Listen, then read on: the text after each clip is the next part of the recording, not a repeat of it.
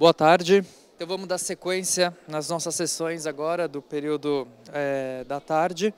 E a gente vai começar então com a Estela Iroque, que é doutoranda no programa de Tecnologias da Inteligência e Design Digital na PUC São Paulo, com um projeto sobre o empoderamento da população nas Smart Cities. Ela é idealizadora do Smart City Talks, palestra e realiza curadoria sobre os novos comportamentos gerados pela utilização de tecnologia. Possui experiência internacional como pesquisadora, estudou na Universidade de Paris, Sorbonne 3, com enfoque para figurino e direção de arte. Foi pesquisadora do GEMOD, na Sorbonne Descartes Paris 5, e trabalhou com comunicação na Galeria de Arte Saint-Pierre, em Paris. E também realizou pesquisas na Singapore Management University, em Singapura, sobre Smart Cities, tecnologia e cultura no Sudeste Asiático. E o nome da palestra é Smart Cities, Mulheres, Empoderamento e Tecnologia. Estela, com você. Obrigada, João. Boa tarde. Primeiro eu queria agradecer o convite do W3C, do Diogo, poder falar de Smart City para vocês. Para começar, eu estou mais acostumada a falar de empoderamento, esse viés mesmo de cidade inteligente e voltado mais para pessoas. Só que o que aconteceu?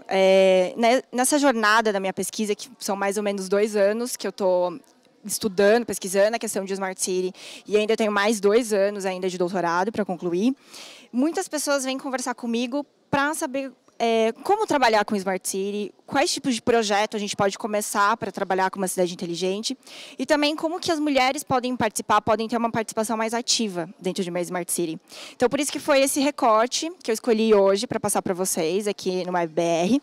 Então, a gente vai falar desses 3 pontos, né, de mulheres, empoderamento e tecnologia, e recortar todos eles para a gente falar sobre Smart City. Tudo bem?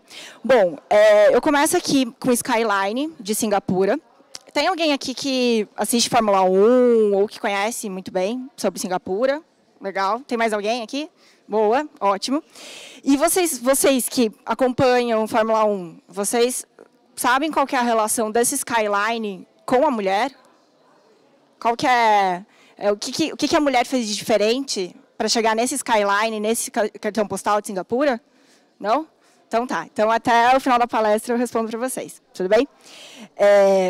Bom, contando um pouquinho só da minha carreira, porque muita gente acha que para trabalhar com Smart City tem que ser alguém formado em arquitetura, ou engenharia, ou mesmo em processamento de dados, ou alguma coisa assim. A minha carreira é muito múltipla, como o Diogo já fez a apresentação. A minha graduação é em Mediologia, é um curso relativamente novo da Unicamp. É um curso de comunicação social com enfoque mais em gestão de mídia. Aí, por isso, eu fui estudar em Paris. E quando eu fiquei minha temporada de 1 ano na França, eu descobri isso de gostar de conhecer culturas, de viajar pela Europa e ter esse recorte muito focado em estudar comportamento, em estudar culturas. Mas quando eu voltei para o Brasil, eu gostava, né, de pesquisar cidade, esse comportamento urbano, só que ainda não tinha muita certeza disso, nem tinha, né, nem se falava ainda de cidade inteligente. Porque esse conceito de Smart City começa em 2005, por uma consultoria americana, e é um conceito de Smart City muito ligado ao mercado. Agora que está surgindo um enfoque mesmo de pesquisa dentro desse campo acadêmico, de fazer essa relação entre as empresas e as universidades. Aí depois eu fiz o meu mestrado e agora eu estou no doutorado no TID, né, que é o Departamento de Tecnologias da Inteligência e Design Digital. E no ano passado, que estava na época para eu começar mesmo o meu doutorado, eu vi que eu queria pesquisar essa questão de relação da tecnologia com o comportamento urbano. E aí eu vi algumas coisas falando sobre Smart City, mas eu vi que aqui no Brasil não tinha uma instituição, não tinha uma universidade que se preocupasse com isso. E eu comecei a pesquisar. Eu falei, eu quero estudar em um lugar que tenha uma referência mesmo de pesquisa em Smart City, porque daí eu posso trazer esse conhecimento para o Brasil. E aí acabou que eu consegui juntar 2 coisas muito boas. Tanto uma universidade de referência, como pesquisar em loco, pesquisar em uma cidade mesmo que vive esse espírito de Smart City. E, assim, já colocando um pouco antes para vocês, Singapura já está passando desse estágio de Smart City e está indo para uma Smart Nation. Ela está caminhando para ser uma nação inteligente. Então, eu encontrei esse programa de verão do ano passado, ele acontece todos os anos, na Singapore Management University, e ele trata sobre inovações para as cidades inteligentes no Sudeste Asiático. É um programa muito focado, que a gente vai estudar lá inovação, tecnologia, a parte de business dentro do Sudeste Asiático e visitar todas as empresas que estimulam esse crescimento de Smart City. Bom, aí vem a pergunta. Tudo bem, você já falou de tudo isso, da carreira, né, o que é essa parte de ir para Singapura e pesquisar. Mas o que é uma Smart City? Faço assim, sim, vocês têm uma noção, assim, tenho certeza que Smart City é, 2 pontos. Tem alguém aqui que tem certeza que é Smart City? Não, né? Ainda tem um ponto de interrogação. Assim, 2 coisas que tem que levar em consideração quando se fala de Smart City. Claro, tem que ter a influência de tecnologia, tem que ter a ajuda da ferramenta tecnológica. Mas uma cidade inteligente é uma cidade que ela é sustentável e ela é resiliente. Então, ela pode passar por vários problemas, ela pode passar por vários percalços, mas ela sempre vai conseguir administrar esses problemas dentro dela. E a gente vai ver por que é tão importante a participação das mulheres dentro desse espaço urbano. Por que tem que ter esse incentivo do empoderamento feminino nessas cidades? Tudo bem? E isso tem um engajamento muito maior para se ter uma Smart City. Tudo bem? Bom, o Brasil, a gente está em um ano muito decisivo, porque a gente está organizando os indicadores de Smart City para o Brasil. Porque o que acontece? A principal referência que a gente utiliza para a Smart City é a União Europeia, por já ter um histórico mais antigo mesmo, de desenvolvimento de cidade, de planejamento urbano. Então, são essas 6 áreas que são trabalhadas, são essas 6 áreas que conversam para realmente se constituir uma Smart City. Só que, vamos pensar, o caso do Brasil é muito diferente do que acontece na União Europeia, é muito diferente do que acontece nos Estados Unidos, e realmente é diferente do que acontece na Ásia. Então, o Brasil realmente tem que ter uma relação mais próxima com as Smart Cities que acontecem aqui na América Latina. E a gente tem casos mesmo que vocês achem, nossa, América Latina, né, Smart City na América Latina, mas tem casos como Medellín, Santiago, até mesmo Buenos Aires, são casos de Smart City aqui na América Latina. Então, a gente tem que ter uma relação muito mais próxima. O que me chamou a atenção, porque quando eu cheguei em Singapura, eu desconhecia, vou falar a verdade para vocês, eu realmente tinha essa vontade de estudar sobre Smart City, mas eu desconhecia essa questão dessas 6 áreas. E o que me chamou muito a atenção foi essa parte de Smart People. Porque, geralmente, quando eu lia sobre Smart City aqui no Brasil, pesquisava, conhecia os projetos, era muito voltado para energia ou projetos voltados para água, mas voltados para sustentabilidade mesmo. E nunca tinham me falado sobre isso, tipo, Smart People. E pensem numa coisa, uma cidade inteligente, ela só vai ser cidade se ela tiver pessoas. Então, se ela tem pessoas, realmente ela vai ser inteligente. Então, cidade inteligente é um pouco que um pleonasmo. Então, eu coloco vocês também para considerar isso, tá? O que é esse termo de cidade inteligente? E, realmente, a gente tem que focar mesmo nessas pessoas que constituem essa cidade. E o que é, né? O que faz ter Smart People? Segundo a União Europeia, são esses 4 pontos que levam a ter esse núcleo constituído de Smart People dentro de uma Smart City, que são pessoas engajadas em educação, uma sociedade inclusiva e participativa, que realmente é aberta, né, para novos tipos de cultura, para todos os tipos de imigração. É uma cidade que vai integrar os seus refugiados. É uma sociedade que impulsiona a criatividade. Por quê? Quando a gente tem uma sociedade criativa, a gente tem mais novas oportunidades de mercado, novas oportunidades de economia. Então, por isso que é a criatividade que gera oportunidade. E quando você tem tudo isso, uma boa educação, uma sociedade que acolhe todas as pessoas, uma sociedade que impulsiona a criatividade, você vai ter uma expectativa de vida maior. E o que eu acho bem interessante, que eu gosto de usar essa imagem, porque a gente vai falar de mulher, por que engajar a mulher em trabalhar dentro dessa cidade, empoderar os projetos femininos dentro dessa Smart City, porque essa foto é do começo do século XX, E é um encontro dos maiores cientistas da época. Na verdade, eles estavam pesquisando a partir de física quântica e só tem a Marie Curie de mulher nessa foto. Só tem ela. E muito do que a gente tem hoje de smartphone, todo o que a gente usa de tecnologia hoje é devido a essas pessoas. Só que, poxa, só tem uma mulher cientista nessa foto. Então, eu acho que é uma coisa que vale reflexão e vale, tipo, quais são as próximas imagens, quais são os próximos tipos de foto que a gente quer de pessoas cientistas, sabe? O que a gente vai deixar de legado para as próximas gerações? Bom, uma coisa que eu acho legal, porque vocês já pensaram para parar, assim, qual que é a origem de empoderamento? Vocês já foram, assim, vocês viram hashtag empoderamento no Facebook, e o que é empoderamento? Alguém aqui já parou para ver? Tipo, vocês acham que só vem do empowerment? Empowerment? Vocês acham que essa é a origem apenas? Alguém um dia, assim, dormiu, acordou e falou assim, eu vou usar essa palavra, empoderamento. Algo assim, mais ou menos?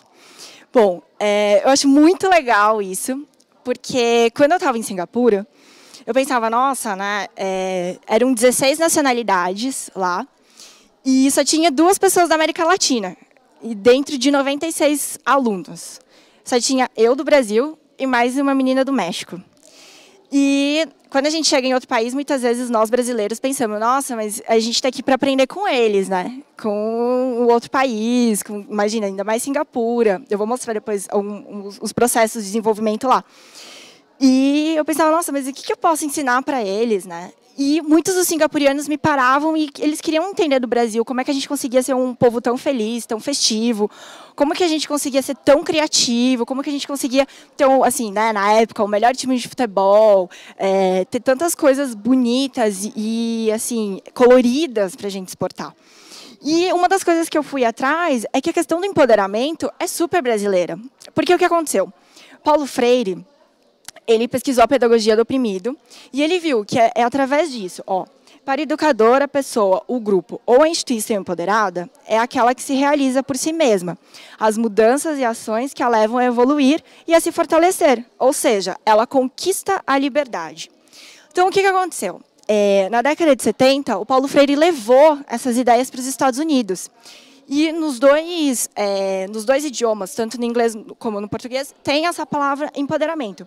Só que foi o Paulo Freire que colocou essa concepção, que quando você empodera alguém, você dá a ela a capacidade dela desenvolver o seu sonho, o seu projeto, a sua ação, você dá a liberdade para ela.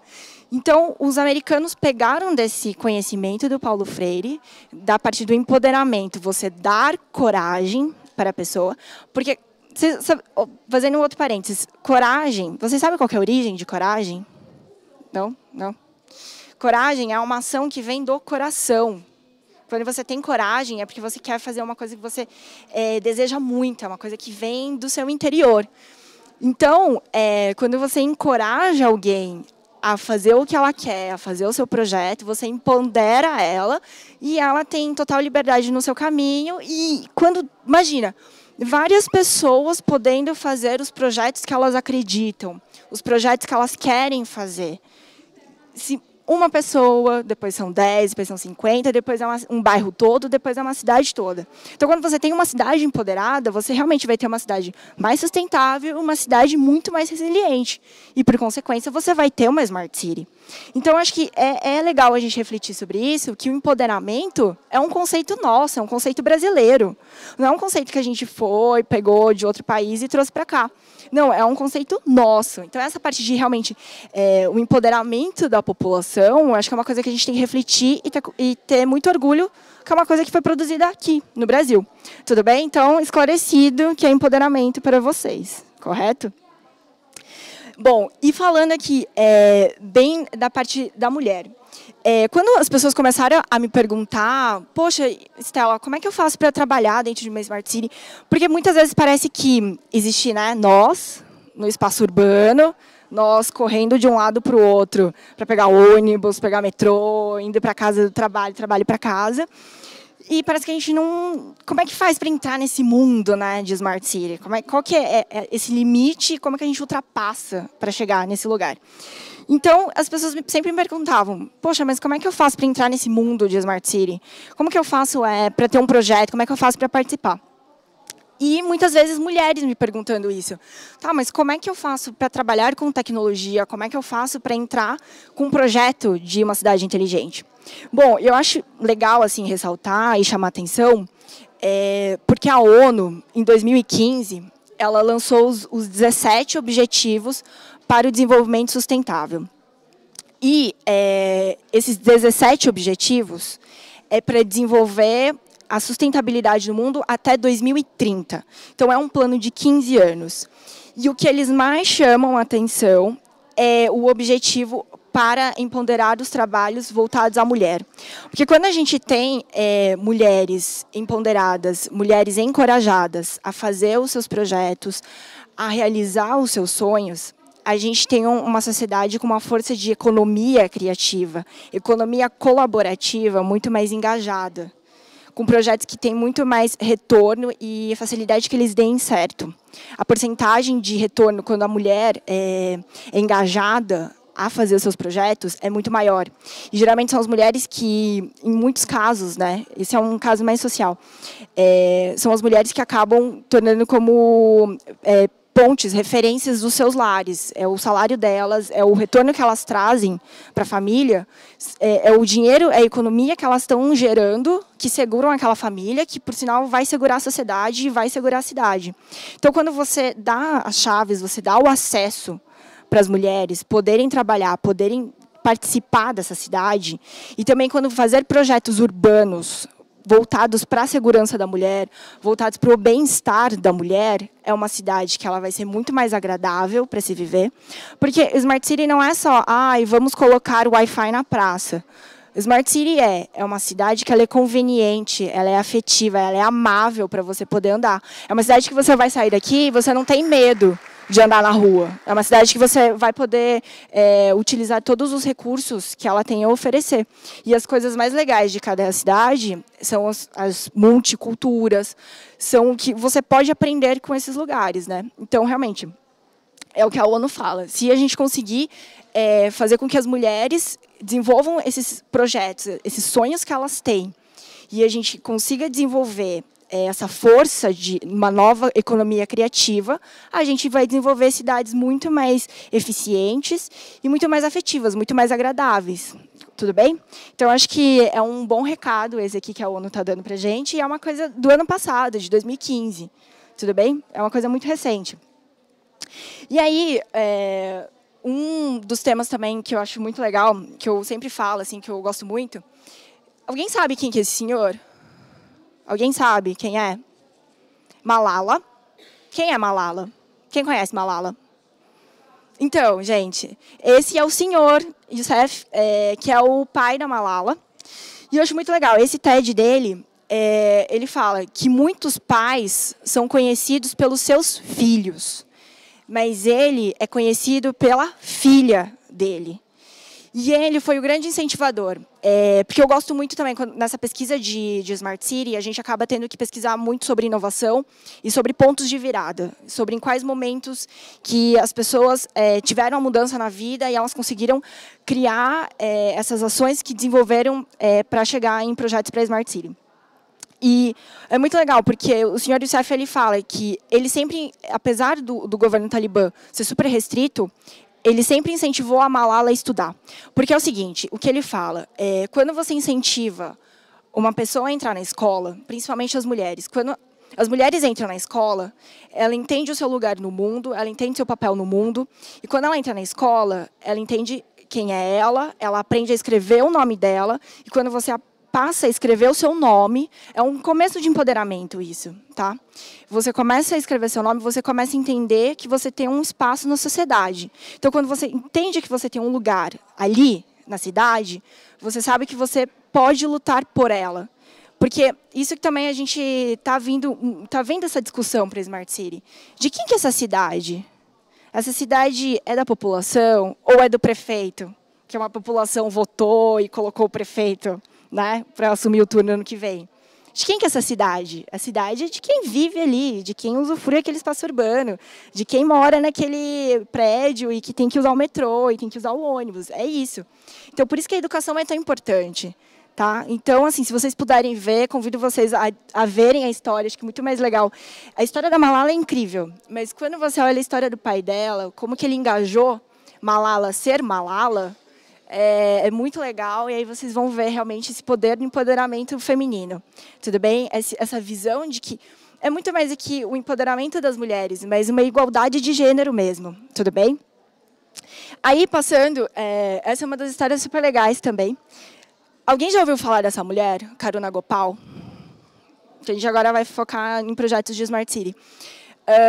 Vocês sabem que a Índia está com um projeto de 100 Smart Cities. A Índia quer desenvolver, em 15 anos, 100 Smart Cities. Vocês já ouviram falar desse projeto?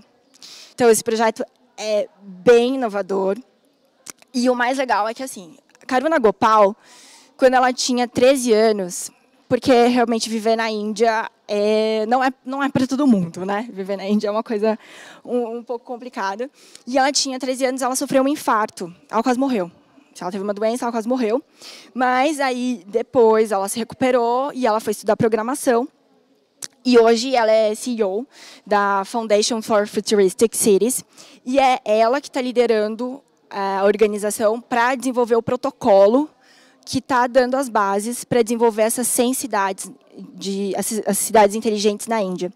Então, esse projeto já começou, ele tem 4 anos para escolher as cidades que serão desenvolvidas, ele tem 3 fases, falta mais 1 ano para completar esses 4 anos, e até 2030, a Índia quer ter 100 Smart Cities. Então, acho que o mais legal é isso, que é uma das...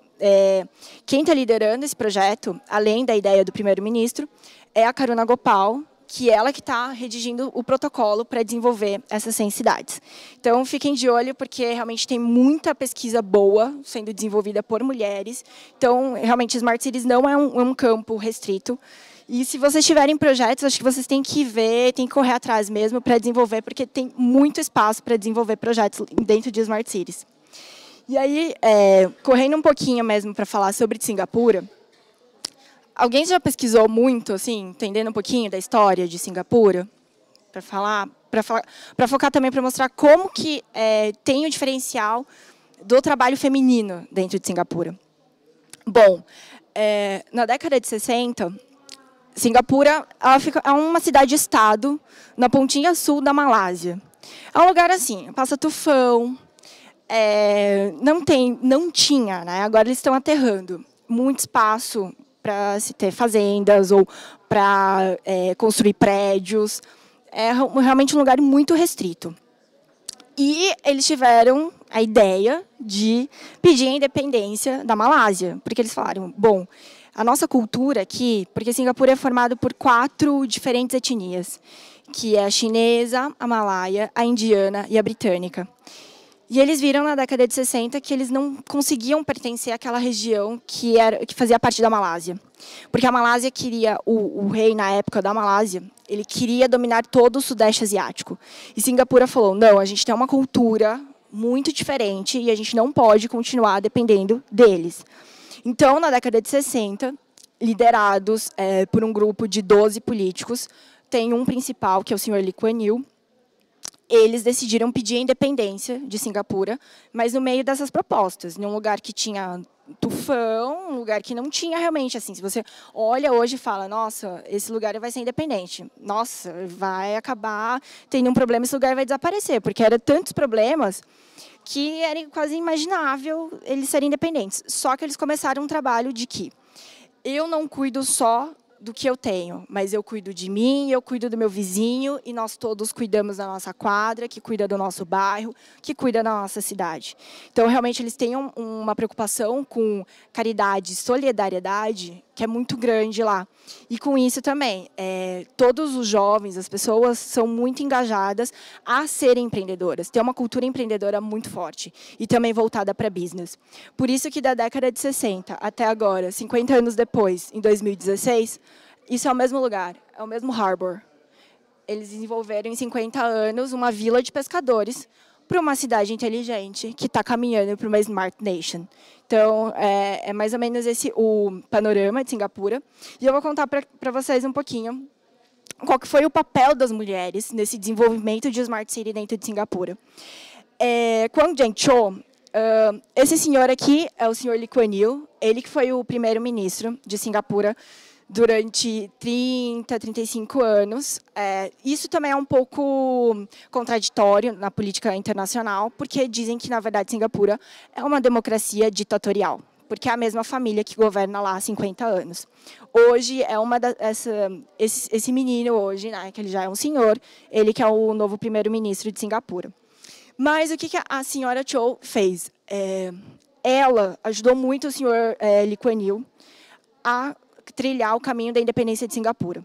Os dois estudaram em Oxford e ela era a melhor aluna que ele, para começar. Os dois tinham bolsa para estudar em Oxford e ela tinha as melhores notas que ele. Então, ela ajudou muito a senhora Cho, porque, além dela lutar, né, pelos direitos das mulheres, ela foi a primeira pessoa a pensar realmente na década de 60 sobre os direitos das mulheres no Sudeste Asiático. Ela escreveu todas as cláusulas para engajar Singapura a esse caminho da independência e também as cláusulas para Singapura ser independente de água da Malásia.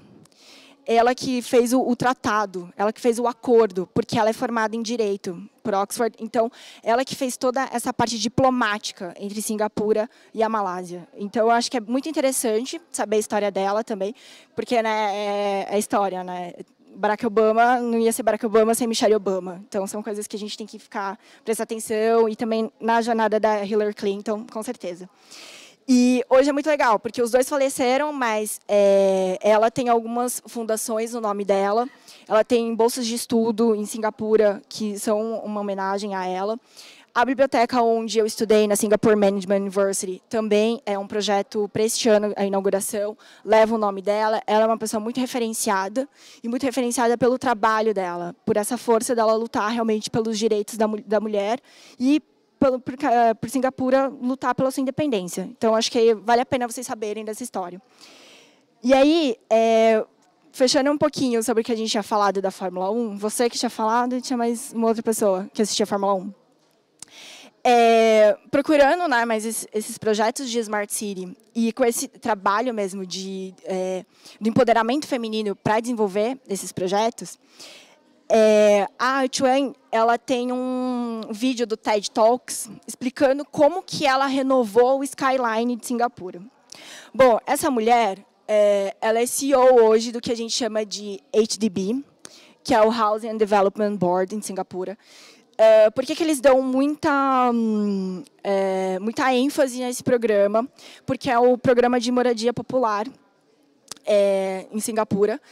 Porque Singapura não tem, como eu disse para vocês, não tem espaço para crescer. Então, saber onde as pessoas, onde a população vai morar lá, é muito importante. Eles têm um programa de residência pública muito forte, que as pessoas, para você morar, você ter direito a uma moradia em Singapura, você não pode ser solteiro, você tem que casar, você tem que constituir uma família para poder ter acesso a um apartamento lá. Diferente daqui do Brasil, muitos dos jovens eles ficam com os avós, os pais, morando no mesmo apartamento, porque realmente morar em Singapura é muito caro, é muito difícil. Então, por isso que eles dão uma ênfase muito grande em saber como distribuir as pessoas pela cidade. Aqui no fundo dela tem a maquete de como vai ser a cidade. Ele já tem um projeto da cidade daqui 10 anos. Então, eles têm toda a cidade mapeada nessa maquete aqui no fundo dela. E ela, que é a principal responsável para desenvolver, organizar toda essa cidade, ela também foi a primeira mulher a participar do redevelopment, né, da reurbanização da cidade de Singapura, para saber como que seria as novas partes aterradas. Então, o que ela fez? Ela foi a principal líder para desenvolver esse projeto do Marina Bay, que é onde passa todo o circuito de Fórmula 1. Então, simplesmente, ela redefiniu aqui. Ela simplesmente fez a nossa redefinição. Se hoje a gente tem essa imagem, que eu mostrei tanto no começo, como essa imagem que a gente tem de Singapura, muito se deve ao desenvolvimento estratégico que a Quon fez. Porque foi ela que pensou em como distribuir, porque tudo isso daqui era mar. E foi ela que pensou em como redistribuir, como aterrar essa nova área e como que desenvolver também a parte de lucros. Como construir isso daqui e essa construção ser rentável para o Estado.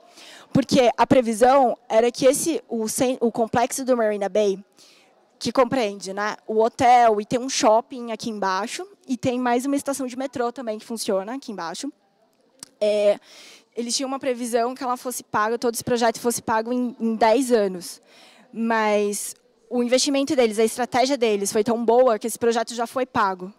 Principalmente com esses eventos internacionais de Fórmula 1 e a parte de cassino, que chama muito o empreendimento turístico aqui.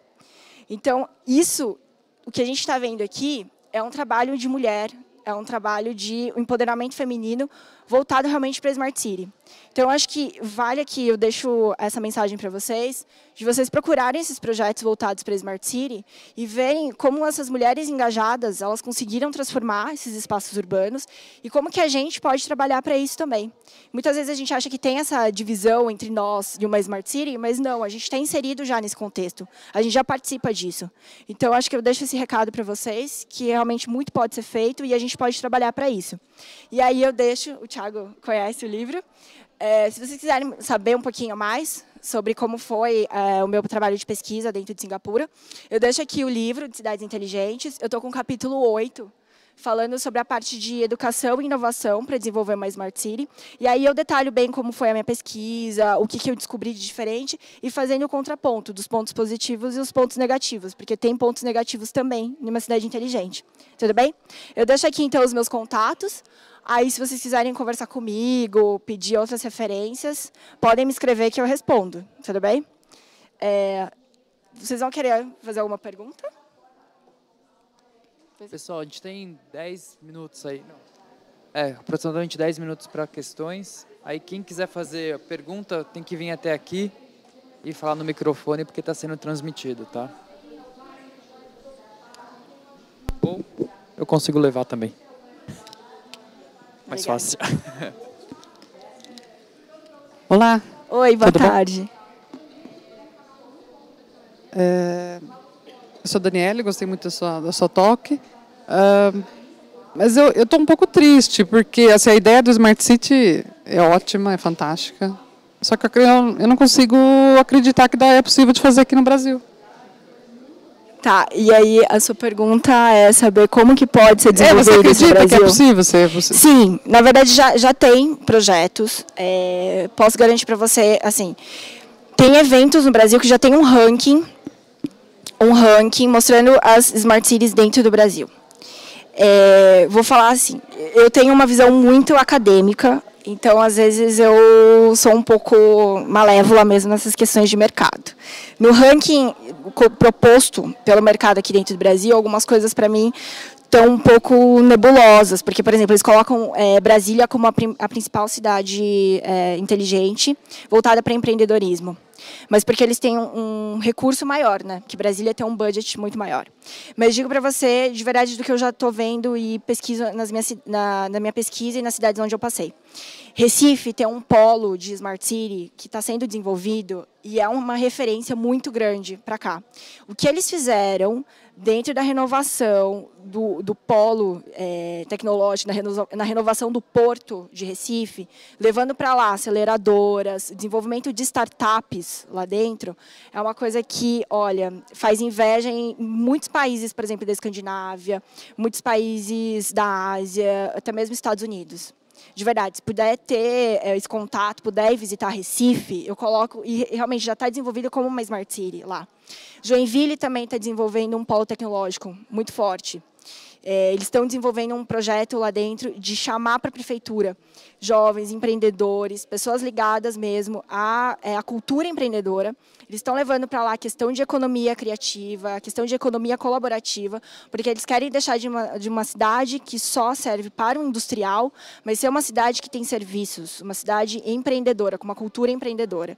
Então, assim, dá para fazer, e esse é o principal motivo. A gente tem que ser engajado, a gente não pode desacreditar no Brasil.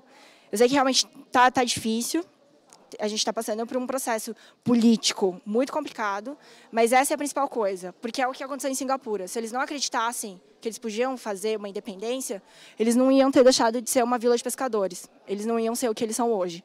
Isso acontece também com Xangai, Hong Kong, outras cidades dentro da Ásia, porque colocando mais ou menos, né, em paralelo, a Ásia e a América Latina estão muito próximos nessa parte de desenvolvimento. Então, dá para fazer, o Brasil tem Smart City, sim, tem que conhecer, tem que ir atrás e olhar e pesquisar. E no caso, se eu quiser morar numa cidade dessa, fazer parte dessa questão, eu tenho que mudar para outras cidades, que eu acredito que aqui em São Paulo talvez não tenha nenhum ponto. Porque assim, eu sou muito apaixonado por cidades. Eu sou uma pessoa assim para falar porque eu gosto muito de viajar, eu gosto muito de conhecer. É óbvio que eu não tenho assim o conhecimento dessa parte organizacional, mas assim eu gosto muito de conhecer. Então assim eu conheço bem Buenos Aires, eu conheço bem Chile, Santiago, fui para e quando eu vou para essas cidades, ou até mesmo aqui, eu fui para Curitiba, eu tento conhecer, eu tento, sabe, assim, me envolver com a cidade, porque eu quero sentir o que é isso, o que é morar ali, como é que é o dia a dia, como é que é, sabe, sentir isso. E às vezes eu fico eu gosto, assim, eu adoraria morar numa cidade que tenha todos esses requisitos que você falou, que seja empreendedor, que tenha qualidade de vida, que tenha economia criativa, que você não tenha medo de sair na rua. Mas assim, às vezes a solução é eu mudar. A Smart City não vai vir até mim, é eu que tenho que ir até ela. Entendeu? Assim, é um pouco triste. Eu sei que tem solução, é me mudar, não me apegar a meus parentes, ou meus pais, às vezes até amigos que estão aqui, porque eles não vão mudar. E se eu quisesse fazer parte, eu tenho que ir. Entendeu? Assim, às vezes até para a Europa. Eu tenho amigos que moram em Canadá. Por quê? Porque eles gostaram, foram para lá, gostaram e foram. Para a Europa, eu tenho amigos no mundo inteiro. Por quê? Porque eles falaram assim, bom, eu não consigo... eu não consigo ver como investir aqui. Então é mais fácil eu mudar e morar para fora. Entendeu? E às vezes lá, por exemplo, na Europa, lá, com certeza, em qualquer cidade lá, às vezes é muito mais fácil, às vezes, você tentar implementar isso do que aqui. Então eu fico triste, mas eu não sei, é uma realidade. Eu vou te falar uma coisa, para você refletir. Sim. São Paulo é o único lugar no mundo, de verdade, assim, eu já andei bastante. São Paulo é o único lugar no mundo que tem mais eventos gratuitos. É a única cidade no mundo que tem mais eventos gratuitos. É a única cidade que tem a maior multiplicidade de culturas. É a maior cidade que abriga, que você tem 24 horas de uma pluralidade de cultura. Assim. De verdade, se a gente levantar aqui o histórico de todo mundo, da ascendência de todo mundo aqui, a gente tem um fórum da ONU aqui dentro, aqui nesse pedacinho. E é o único lugar, de verdade, porque isso eu sempre faço com os meus amigos italianos. É o único lugar que você pode comer polenta e pizza no mesmo restaurante, porque isso não existe na Itália, não existe, entendeu? Porque polenta é uma coisa muito do norte, pizza é muito do sul, é o único lugar. São Paulo é muito especial nisso. Só que você tem que acreditar mesmo, sabe? Tem que dar valor, não é assim, eu vou pegar minhas coisas e vou embora. Acho que vários momentos a gente tem vontade de fazer isso. Mas para um lugar se tornar uma Smart City, eu não vou falar nem uma cidade inteligente, porque essa tradução é meio estranha. A gente está usando agora cidade inteligente humana. Para ser uma Smart City, depende da população, é isso, porque a cidade é nossa, entendeu? São Paulo tem potencial, tem potencial. Só que é isso, quando você começa a empoderar, você faz sua parte, o seu colega faz sua parte, o seu vizinho faz uma parte, e isso vai reverberando para que se tenham bairros. O mais importante é ter bairros inteligentes e depois uma cidade. E te falo mais, 2016, pelo Trendswatching, a maior tendência de 2016 é os local lovers. É você apreciar o que tem no seu local. É você apreciar o que tem no seu bairro, que está próximo de você. Não é você comprar de uma rede de Gran Magazine, você comprar uma rede de shoppings. É você dar valor para o que tem perto de você. Essa foi a grande tendência de 2016. Local lovers, sabe? Então, assim, eu acredito de verdade, não está tão perdido. Tem algumas coisas que, claro, tem problema, sempre vai ter problema. Só que é bom a gente olhar isso, saber o que tem problema para a gente ir lá e fazer uma coisa atrás, entendeu?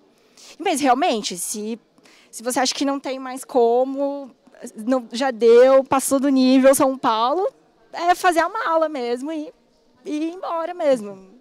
Né? Você vai fazer o quê? Então, é isso, mas essa é a minha resposta para você. Tudo bem? Então, de verdade, gente, assim, São Paulo tem um potencial de Smart City, sim, tá bom? Tudo bem? Quem mais quer fazer perguntas? Oi, faz.